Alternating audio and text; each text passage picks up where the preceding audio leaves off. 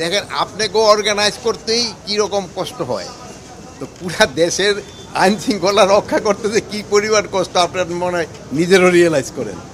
তো আমরা চেষ্টা করতেছি আস্তে আস্তে আইন শৃঙ্খলা পরিস্থিতি যেন আরও উন্নতি যায়, উন্নতি। আর এখানে থানা উদ্দেশ্য ছিল এদের থাকার অবস্থাটারও আপনারা জানেন, তাদের খাবার অবস্থাটা কীরকম, এইগুলি দেখার জন্য এবং এইগুলিকে কীভাবে আস্তে আস্তে আরও উন্নতি করা যায়।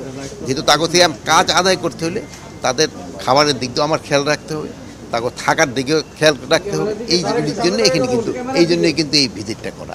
আমরা যতটুকু জানতে পেরেছি যে আপনি বিভিন্ন থানায় পুলিশ সদস্য বদলি করার পরও তারা বিভিন্ন কর্মস্থলে যোগদান করতেছে না, এবং তারা যে কোনো বলেই হোক জোরেই হোক যেটাই হোক তারা থানায় থেকে যাচ্ছে, এবং এইরকম সংখ্যাটা দিন দিন বাড়ছে। আপনার এরকম একটা হিসাব দেন, পোস্টিং হওয়ার পরেও যদি যে যায় নাই তাদের ক্ষেত্রে আমরা অবশ্যই অ্যাকশন নিব।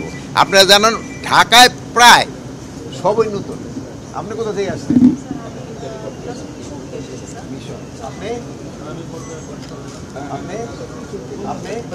দেখলেন সবাই কিন্তু বাইরে থেকে আসছে, আমরা কিন্তু মোটামুটি আপনার সামনে জিজ্ঞেস করেন। মানে উপদেষ্টা এই ধরনের একটা হিসেবও আছে, তথ্য আছে আপনার বিভিন্ন থানা। যদি আপনার স্পেসিফিক যদি দুই একটা বলতে পারেন, আমরা যাদের পোস্টিং হয়েছে তাদেরই। কিন্তু তবু আরেকটা দিক ছিল খেয়াল রাখতে হলো, আমরা এবার যে চিন্তা ভাবনা করতেছি যারা ধরেন যে একেবারে নর্মাল পুলিশ সদস্য তাদের একই ডিভিশনে রাখা যায় কিনা। যেহেতু হয় কি ফ্যামিলিটা দূরে থাকলে এখন কিন্তু ছুটির সংখ্যা কম, এরা মনে হয় মাত্র 20 দিন ছুটি পায়, আর এই লিভ পাইলেও আরও 20 দিন। ওই 20 দিন ছুটি কিন্তু আমরা অনেক সময় দিতেও পারি না। এই জন্য ফ্যামিলিটা যেন তাড়াতাড়ি দেখা করে সরতে পারে। যেমন ধরেন এখন শুনলেন যে একজনের রেশনটা তার বাসায় ওখান থেকে পৌঁছাতে হয়, তার তো একটা ছুটি দরকার। এখন যদি সে বাড়ি সেই রংপুর বা রাজশাহী হয়, ওখান থেকে একটু সমস্যা হয়।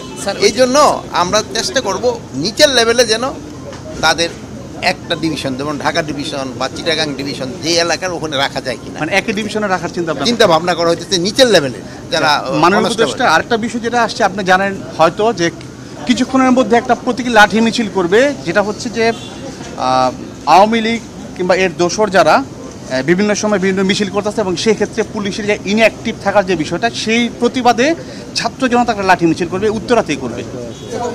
এদের ক্ষেত্রে আমি দেখে কিন্তু আমি আগে কিন্তু এই ওসি আমি এটাই জিজ্ঞেস করছি, ওরা নাকি অলরেডি 2 জনকে ধরছে।